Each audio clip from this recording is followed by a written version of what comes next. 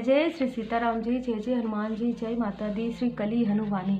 आगे हम देखते हैं अध्याय में चोर और ठग प्रकार की अभिशप्त आत्माओं से भी दुष्ट होती है। उपद्रवी प्रकार की अभिशप्त आत्माएं वे खुले में तन और मन पर अपना राज करती है। बसंत के जीवन में एक उदाहरण लेते हैं। एक दिन वह पेड़ की एक पेचीदा टहनी पर चल रहा था। पेचीदा इसलिए क्योंकि पक्षियों का एक नीड़ उस टहनी के ऊपर था। उसने अपनी ओर से पूरा प्रयास किया कि वह सावधानी से आगे बढ़े, तो भी उसका एक पैर नीड़ पर पड़ गया और भीतर रखे अंडे फूट गए। इस घटना के कारण अगले कई दिनों तक उसके मन में पीड़ा और पश्चाताप का रस उबलता रहा। असुरों ने उस उबलते रस का पान किया। उसके भरपूर प्रयासों के विपरीत उसका पैर नीड़ पर कैसे टिक गया था, क्योंकि एक असुर ने वहां पर अवसर देख लिया था और उसके तन को नियंत्रित करके उस घटना को जन्म दिया था। जय जय श्री सीताराम जी, जय हनुमान जी। जब अभिशप्त आत्माएं किसी एक छोटी घटना को जन्म दे देती हैं तो वे प्रोत्साहित होकर बड़ी घटनाओं को जन्म देने का प्रयास करने लगती हैं। कुछ दिन के पश्चात बसंत में घुसे उस असुर ने एक और बुरा कार्य करने में सफलता पाई। बसंत उस दिन शहद तोड़ रहा था, तब उसे पुनः एक नीड़ दिखाई दिया तो उसके कार्य में अड़चन बन गया था। उसने सोचा कि नीड़ में कोई अंडे नहीं है, इसलिए उसने लात मारकर वह नीड़ नीचे गिरा दिया। तत्पश्चात उसको पछतावा हुआ और उसने स्वयं को दोष भी दिया, यद्यपि वह कार्य भी उसी असुर ने किया था।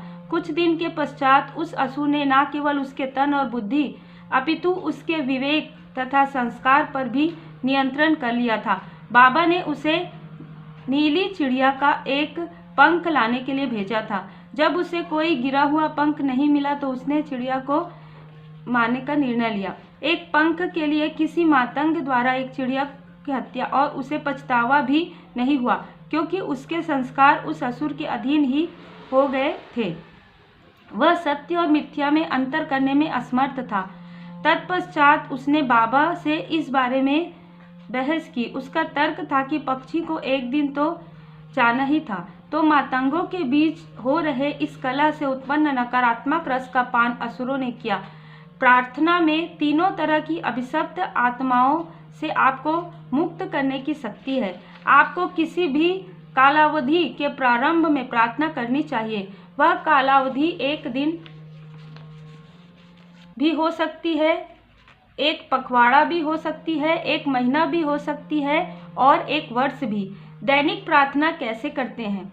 दिन के अंत में अपने देवता को अर्पित करने के लिए कुछ सामग्री लाते हैं। वह सामग्री पत्ते भी हो सकते हैं, फूल भी हो सकते हैं, फल भी हो सकते हैं, कुछ और जो अपने प्रेम और श्रद्धा से प्राप्त किया हो। अगले दिन सुबह अपने देवता के सामने मौन धारण करके बैठते हैं और अर्पण करते हैं। जैसे जैसे आप अर्पण देते हैं वैसे वैसे पिछले दिन की घटनाएं आपके मन में तैरने लगती है।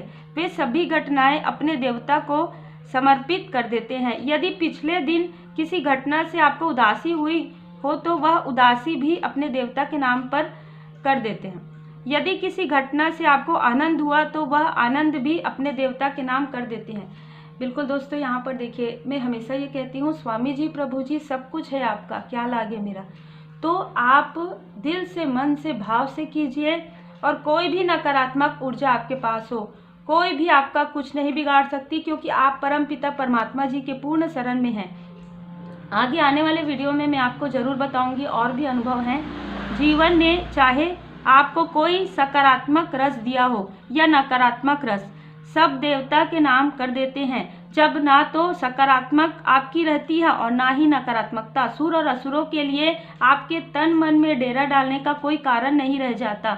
इस तरह प्रार्थना आपकी आत्मा को शुद्ध कर देती है और आप अपना नया दिन अभिशप्त आत्माओं के हस्तक्षेप के बिना जी पाते हैं।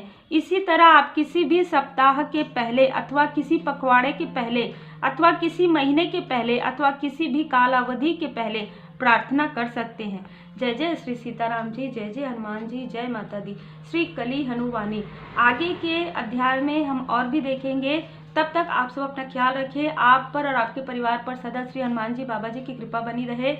इसीलिए कहा जाता है कि दिन के आखिरी में माफ़ी प्रार्थना करके अपने इष्ट देव जी का स्मरण करके जरूर आप जब सोने जाते हैं तो कीजिए, जिससे कि सारी जो मन में किसी भी प्रकार की नकारात्मक ऊर्जा है वो भी पूरी तरीके से समाप्त हो जाए। जय श्री सीताराम जी, जय हनुमान जी, जय माता दी।